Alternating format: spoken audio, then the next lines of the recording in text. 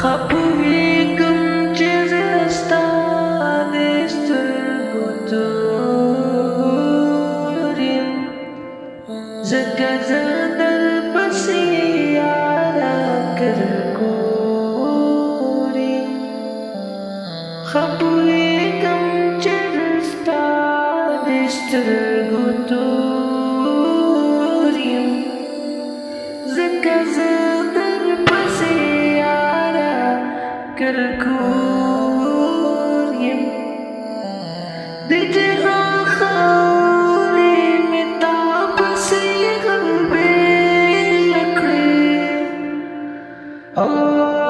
د جهان خاورې مې تا پسې غلبېل کړې. په هر خوا درته ولاړ سترګې څلور یم.